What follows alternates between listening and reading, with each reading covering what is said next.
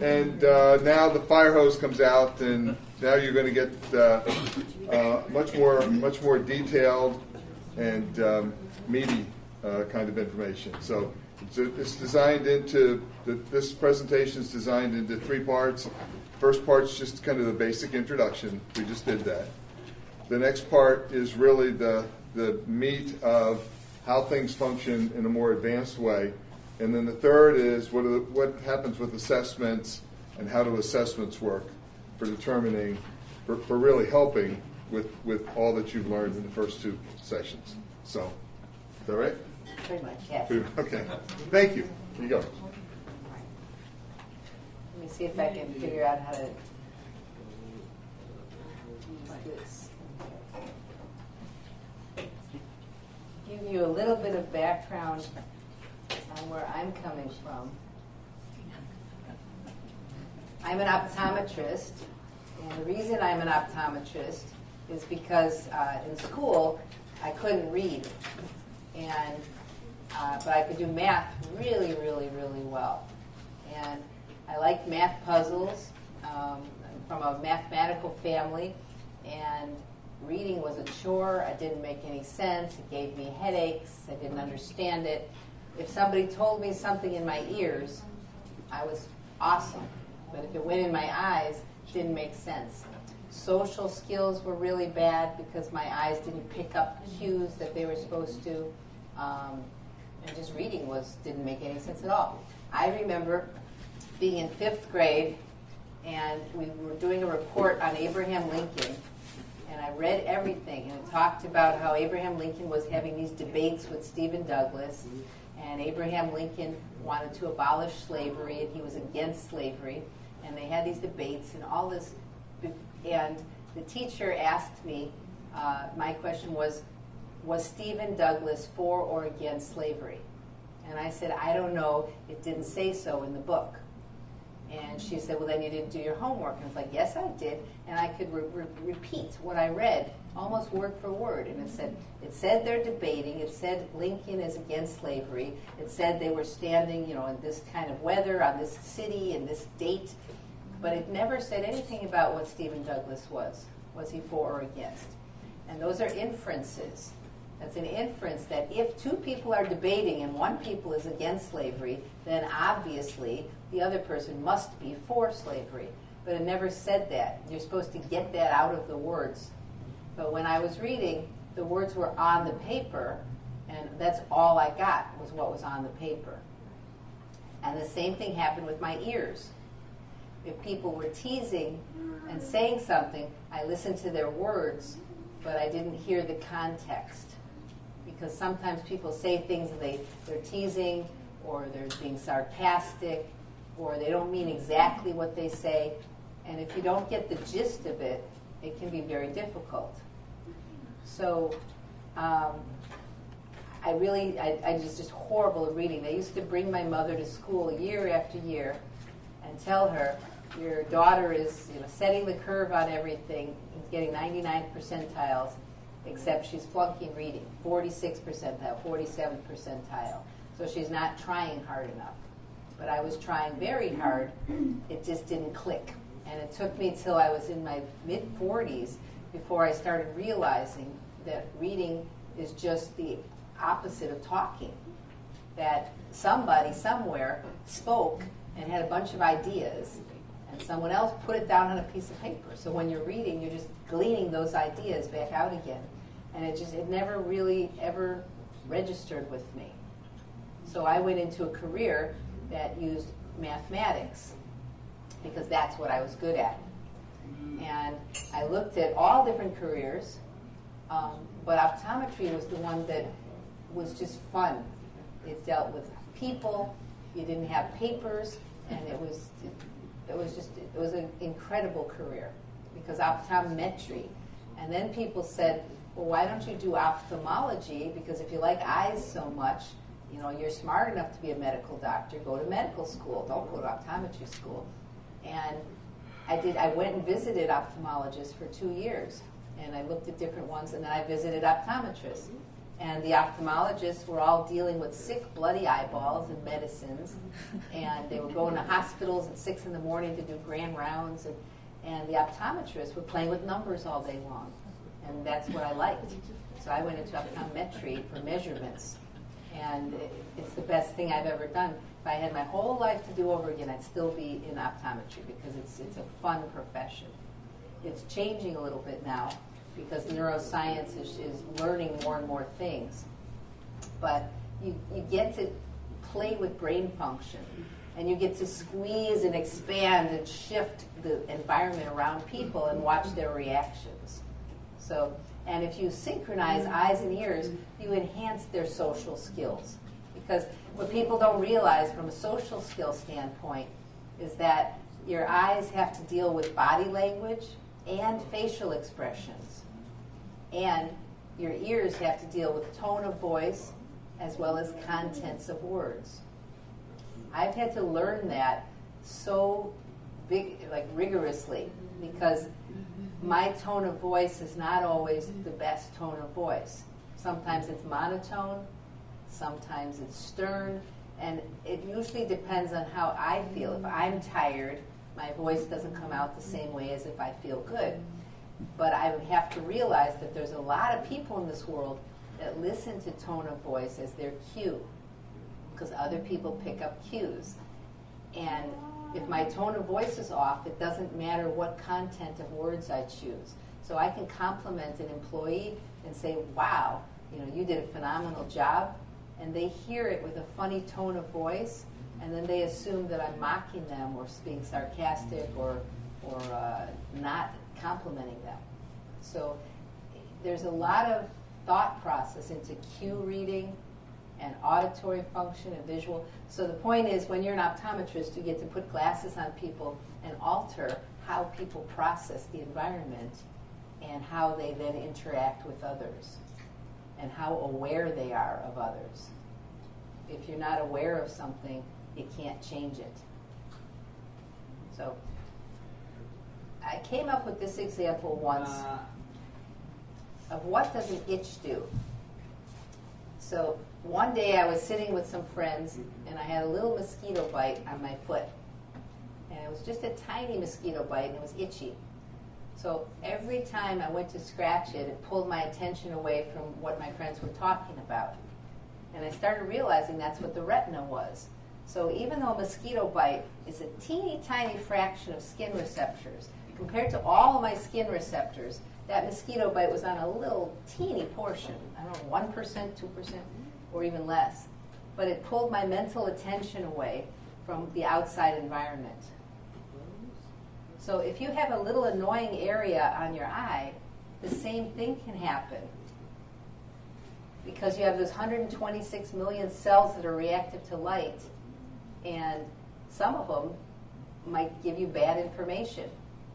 And if they do, you need to block them off, because otherwise people's attention will be pulled away from the outside environment. So you can design eyeglasses to mute out any irritating pathways. And I thought, that's pretty, it's the same as getting a grain of sand in your eye. It hurts, or an eyelash in your eye. There's millions of receptors on the front of the eye, and the eyelash isn't bothering all of the receptors, just a little bit, but that little bit can be extremely painful. And it's the same thing with the inside of the eye. There's not pain receptors on the retina, but they can be uncomfortable. So now we want to pull, when you have the yellow and blue glasses, how many of you preferred the yellow glasses? Small handful. And how many preferred the blue glasses? A large part of the room. Okay. So the people who preferred the yellow glasses, those bend light to the edges of the eyes. And that's more of a big picture awareness. The people who prefer the blue glasses, those push light more to the center, and it makes a little small, it emphasizes details. The yellow ones emphasize the background. You had a question? Obscure, off-the-wall question. I'm a police officer, and before that, for 5 years, I was in the Navy, and I've always worked nights since my junior year of high school. Mm-hmm. But in the Navy, I worked nights, and we always worked under red lights. Okay? And as a police officer, our dome light in our car tends to be red at night. So the white light, obviously, we can still see what's going on coming at us. But I don't understand what happened, but somewhere around 10, 15 years ago, the red light really started bothering me at night, and I replaced all my fixtures with blue lights. And I still, the white light won't distract me, and my eyes can still keep focusing as I need. But I prefer the blue light at night versus the red light. So he's, any understanding of what I'm going through, or what? Can you explain why I'm doing what I'm doing? Or I can, but I can do it privately afterwards. Okay, His absolutely. question was that since junior year of high school, he's always worked nights and always under red lights. And about 10 or 15 years ago, it changed, and something made the red lights bug him. And I don't want to get off topic. You're here fine. and answer you. But I just thought that kind of, sort of was in there somewhere. It is in there, sort of. It all is based on a comfort level. So for whatever reason, the red lights started stimulating something chemically in him that his body couldn't handle anymore the older he got. Not that he's old, but no. But you're not a junior in high school anymore. So Thank you. it makes a difference. But we can talk about it after. So just to recap, a regular eye exam, assuming that your eye health is normal, talks about targets on the wall and aiming at them and knowing what they are. Can you see the letters? No. Here's some glasses. Can you see the letters? Yeah. Okay, what are those letters? And then you read them. That's a what is it pathway. And you got your mind and your body, and you probably have all heard of the word executive functions. That's what goes on in your mind. And then your body has survival functions and your immune system. So that's what you guys are used to glasses. And when I became an optometrist and I went to optometry school, this is what we learned. Optometry is looking at targets, putting glasses on, and making people see clearly. But later, you start learning how optometry affects body functions. The studies for that didn't come out until 2002. So the formal studies. Now, there's studies from 100 years back showing how colors affect people. How Spittler did affect it, the 1920s, 1930s. So 90 years ago, there were people around who were showing that colors affected people's nervous systems, but it was all anecdotal. They couldn't prove it, but it was happening in patient after patient after patient, thousands of patients over decades. But the formal neurological proof showing a lot of this has just been in the last several years. There's research now in Australia on particular red lights and what they do regarding macular degeneration, and there's many studies proving a lot of this. So you have the what is it that your mind is consciously seeing on the outside, but now they have that the eyes also link with body functions. But there's other things that when you move your eyes, you always move your neck. The only time you move your eyes separate from your neck is on an eye examination, when they say, keep your head still and just follow my target. Okay. Otherwise, every time you move your eyes, your neck moves, your shoulders move, your lower back moves. And these are all connected. So if I'm standing here and you're all watching me, and then I slowly move over this way, so now you're seeing me move to this side, all of you are moving your necks as well as your eyes. Now, if I go too far, you're going to start moving your shoulders and then your hips. And if I go even farther, if I kept going, there's going to be a point where you say, you know, it's not comfortable anymore. My neck hurts, my shoulders hurts, my back hurts. Don't want to anymore. So we're measuring a range. And this is what you'll find in the third hour when we talk about what we're doing. We're measuring a range. It's not can you move your eyes. It's can you move your eyes comfortably, and how much can I push you to move your eyes before you get uncomfortable. Now, it's real interesting because your neck is connected to your upper back, and your upper back is connected to the lower back. The lower back's connected to the hips, the upper back's connected to the shoulders, the neck is connected to the eyes. So every time we put glasses on affecting eye movements, it's affecting lower back and hip movements too. I mean, to me, that's just fascinating, because when we have patients sitting in the exam chair, we can have them crossing one leg over or crossing the other leg over, and when they're crossing their legs, they see differently. They hear differently. And nobody's looking at that. They're just saying, can you hear or see? I had a patient who was hit by a car. She was a bike rider, and she was riding her bicycle, and somebody opened a car door that she didn't see coming, and she flipped over the car door and fractured her pelvis. And she came into my office, and she said, you know, I had a fractured pelvis. I was bedridden for a long time while it healed. Once it was healed and I could move around again, I got up and I started having vertigo and balance problems. So she went to the doctor, and the doctor did all these vertigo testing of her inner ear. And they put water in, they did all kinds of things. And they said her inner ear was fine. So they sent her home, but she still had the vertigo. So so what happened is, when I sat and listened to the history, I said, well, gee, you're telling me you're fine. And you shatter your hips, your pelvis, it heals. What if it healed a little bit wrong because you were bedridden? What if it healed skewed just a little bit? Then that could throw you off, because now your eyes and your ears and your sense of balance won't match each other. So I brought in a physical therapist to work with her, and they worked with her hips, and poof, the vertigo went away. And then we used glasses to support what they were doing with her hips. But my point is that if you just go by symptoms and you don't step back and look at the big picture, you're going to miss things. And that's why when you just look at somebody's eyes and you just look at their ears, you're going to miss things. Their eyes and ears separately don't tell you the whole story. So as optometry went along, there's this guy named Skeffington, and he said, and he's back in the late 1920s also, so also almost 100 years ago. And he's an optometrist, and he is the founder of what Dr. Van Hoy here and I are doing. He came up and said he was giving glasses to people in his farming community, and they were coming back saying, we don't want the glasses because they're making us plow our fields crooked. And he said, well, that's crazy. Without glasses, you can't even see the big E. And with glasses, you can see 20/20. Why would you not want these glasses? They make you see so much better. And they said, because we'd rather plow our fields straight than plow the fields crooked. And it doesn't matter if we can't see. In the middle of a field, there's no details to look at anyway.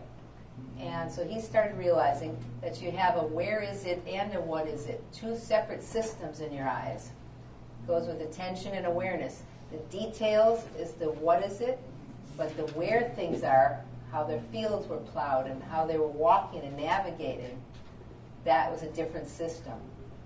And that links back to what I showed you in the first hour of the 20/20 part of the eye and the periphery part of the eye.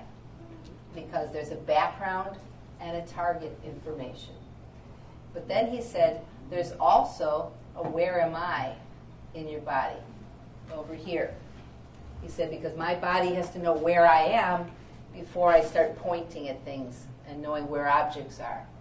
And then he had a thing from the mind saying, how do I describe it? So I put those a little bit differently. I put them this way. So I said you got a what is it and where is it, and then you have the where am I, but you also have a how am I, like with the blue and yellow glasses. So you can use glasses to feel better for the how am I, and you can use glasses to shift your attention, you're leaning up and back, that's the where am I. And then you can use other glasses to make things clear and blurry, and then you can make other glasses to make things farther and closer. So there's 4 different kinds of glasses that optometrists can use. And it's all dependent upon the who am I and what people think about. So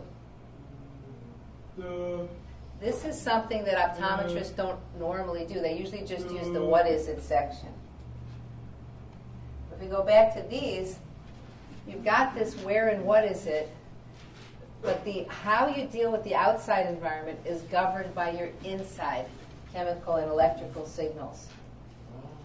And one of my friends, she calls them plumbers and electricians, because the comfort levels of you the mood and the fatigue and sleeping patterns, hunger patterns, all that's chemically based. And then you have electrically based things with your posture and certain muscle movements. So there's a lot of different stuff going on. You don't have to know all of this. But basically, optometrists have these types of things we can use to affect a lot. Reflexes and eating, sleeping, pooping, the ESP, the eating, sleeping, pooping. These are things that a brand new baby can do. And if they can't, if something's wrong with your digestion, your sleep pattern, your pooping patterns, if anything's wrong here, that's at a deep level. That means something has to be dealt with internally, not externally. You have circulation, nerves. So this type of thing you don't need to know. The part you need to know is the thinking to movement. That your mind is thinking and your body is moving. And if all of the orchestration is not synchronized right, it's going to be hard. So this is a little simpler. You have aiming and scanning to know where something is. You also have the time information of when it is. So you have what, where, and when. That's all on the outside. And you have who you are and what attention to detail and awareness of concepts. It's high energy for a conscious level, low energy for the subconscious habits. And then you have your reflexes. And these are on cruise control. And if they are on cruise control, then your brain can take attention and flip between inside, outside, inside, outside. That would be perfect. So you take a book to read, like this, and you start to read. And this is your outside world. And I have to aim at it, focus on it. But while I'm looking at it and moving my eyes, I have to think about it. What is it saying? So if my attention is on the book and in my head and on the book and in my head, back and forth, that'd be perfect. And that can only happen if my body is on cruise control. But if I can't breathe because my nose is stuffy or I have a headache or a fever or my knee hurts or something, then that's going to pull my attention away. Or if I'm itchy, that's going to pull my attention away from being able to read and concentrate. So some people, a lot of people on the autistic spectrum, their body is not on cruise control. So they try to read and they can't maintain, or they try to deal with the environment and they can't maintain it because something inside their body is not quite right, but they can't verbalize what it is. So one of the things that we're trying to do with classes is stabilize the nervous system and calm the body down. Because as soon as you put the body on cruise control, then you can deal with the outside environment a lot more easily. And that's the goal. Like when I did John and when we do other people, that's goal number one, stabilize the body. Because until your body's on cruise control, it's really hard to get attention and awareness in the outside environment. What immediately started happening was he started making sounds that he wasn't making. Like the sounds he's making now, he would not be making those 4 or 5 months ago. And then speaking words so immediately what started to happen was he started speaking, and I'm not sure if it's that or if it's that he's hearing differently. Well, when he wrote, he said that it sounded like he was in a wind tunnel. And he couldn't tell where anything was coming from, and now he can make a lot of distinctions. Right. He couldn't get the where is it, because this is set for eyes, but there's an analogous thing for ears. And ears, you have to know where something is before you know what it is, most of the time. Unless it's like a siren, then it's the other. If you hear an ambulance, you know what it is, you don't know where it is. But they have to link together. And in order to do that, your body's still got to be on cruise control. So now, and the filter is interesting because all of us could be in the room. And I mean, I've had this with people in my office. We've had people in the office and they'll say, wow, didn't that patient who just left have a beautiful dress on? And it's like, I didn't pay attention to what she was wearing. Well, didn't you see her hat, this, and her jewelry? No. And one of them we had, they asked about being pregnant. They said, the lady left and they said, oh, she's going to pop any minute now. And I said, what do you mean? I said, she was pregnant, like 9 months, sticking out. And I was like, I didn't see that. I'm not aware. And I said, but her eyes were this gorgeous shade of green. And nobody knew what her eye color was. They knew she was ready to be pregnant and come out any minute. But it's what you're aware of, what you're attuned with. I can be in a room full of people, and if I'm the only brown-eyed person sitting at a table, I'll know it right away. Other people won't even begin to think that way. And it's an interesting thing. You sit down, everybody's blue or green-eyed. You're like, wait, I'm the only brown-eyed person. Not one person at the table will know that. So if you pay attention to little picky details, but not the whole picture, it's going to make you different than other people. And it's hard to be aware of what other people are aware of without a lot of conscious effort, because some people just do it naturally. So your original question of how age plays into this processing, if you grow up when you're little and you learn how to watch other people's reactions, then that's what you learn. It becomes a habit. If you never grow up learning that, then you have to consciously learn it, and then eventually it becomes a habit. But it's a lot longer, because you have to break the habits you have. So, oops. So, by now, you should get that 20/20 is very slow and insufficient. Now, this should say 126 million. When I had originally read it, I thought it was 126 million for both eyes together, so I split it, made it 63, because I thought 63 million is a huge number for a 1-inch square spot on my eye. But then I talked to a researcher, and he said, no, it's 126 per eye. So you get 126 million signals coming in, and a lot of layers in your retina, and only 1.2 million coming out. And they go different places. Some go for eyesight, but some are for these chemical plumber situations, and some are for the electricians. And they all interact with each other, and eventually you get processing leading to eye muscle movements. And this is what optometrists measure. So you can measure the muscle movement. So you put different glasses on, and you measure what comes out muscle-wise. But meanwhile, there's signals that are feeding back into the retina to turn the peripheral on or off. So we tried to make it simple there, but it actually is pretty complicated, because these 10 layers here, they're not just 10 little layers that you go through like a wall. Each layer has different cells on them, and there's a filtering mechanism. So 126 million signals get bunched into groups. So maybe you'll have 20 million signals in the next level, and 10 million in the next level, and 2 million. So they're funneling down till you get that 1.2. So if we have glasses and we angle the light down to the bottom, what's on the bottom of the retina is totally different than what's on the top. And that's totally different than what's on this side. So, for instance, if we use colors, the color receptors are spread out, and the blues are more toward the middle. So if you push blue in, it'll only allow blue in. You're going to hit more of the middle receptors. You can get one signal. The yellow, the receptors are spread out more on the edges.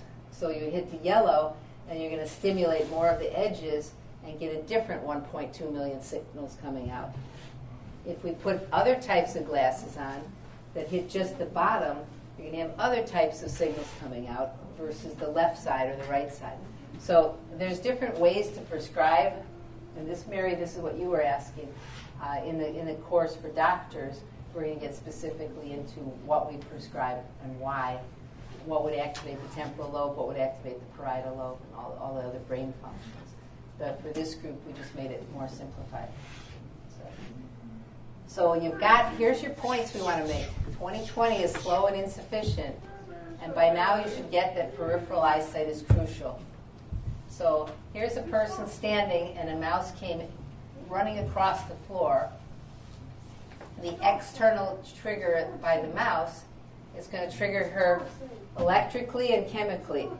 The lady's heart rate goes up, adrenaline is pouring in, her hands go up, muscle tension's in, all these changes. And then those changes on the inside, like the adrenaline and the muscle tension, those change the peripheral awareness. It changes the outside. It makes her pay attention to the mouse. She loses whatever she was thinking about. The awareness of the surroundings shrinks, so her peripheral attention is shifted.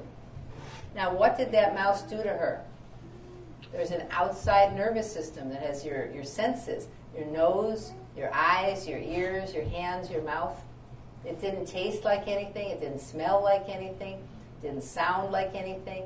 What did that mouse do to her? She didn't touch it, taste it, smell it, or hear it. She only saw it. And she only saw it out of the corner of her eye, the very edge of her eye, because it was running along, and it just made a shadow on the edge of her eye. And look what it did to her heart rate.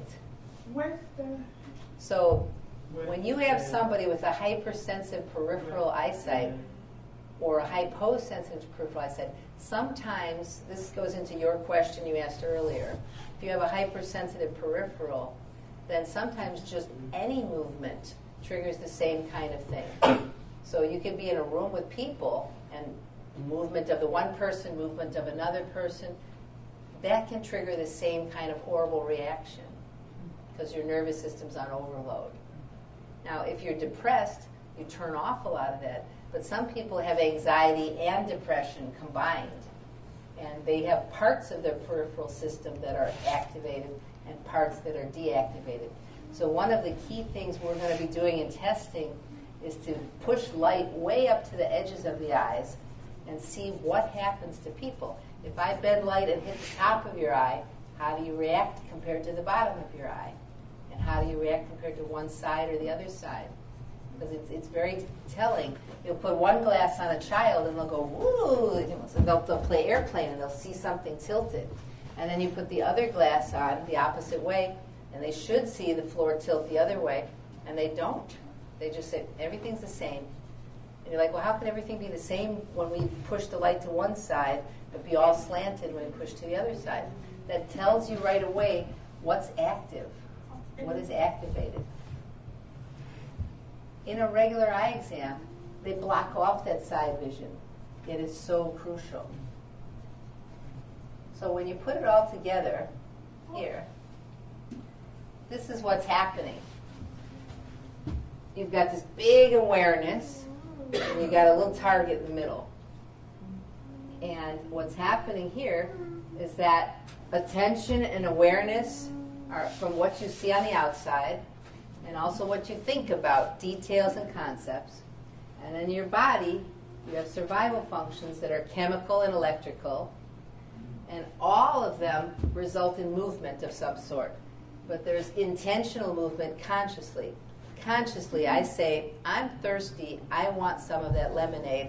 My cup is over there. I'm going to consciously move to go get my cup, and I see it, and here it is.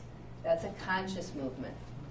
Then you have a habit movement, where my brain says, oh, my hair fell in my face, I'll push it away, when I would do that without even thinking, because it's a habit.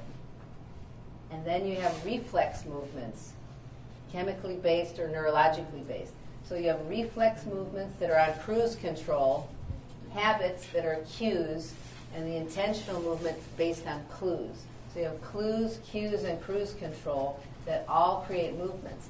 Now movements can be from eye muscles or every other muscle. And the eye muscles have lots of different ways they move. So in optometry school, we learn how to test aiming and focusing, and then we learn how to test quick aiming. If I'm looking here, but now something moves and I want to catch it, and here something moves, I want to catch it, that's a different kind of movement, or a following movement. So we learn how to test all that. Pupil reactions, those are all movements. But when we put the different glasses on here, and we measure the movements here, depending on how the movements come out, we can figure out what's going on inside. So you put glasses on that affect only this pathway, and nothing happens. And you put glasses on that affect only that pathway, big changes happen. Then you know which way your person processes. And then you know how to get to their nervous system. It's all a puzzle. It's a math puzzle. How do I have to shrink or expand the world in order to get to your nervous system? Because something will wake you up. And something will trigger you. What is it? And in some of the people, it's whatever makes their eyes and ears link together. and synchronize.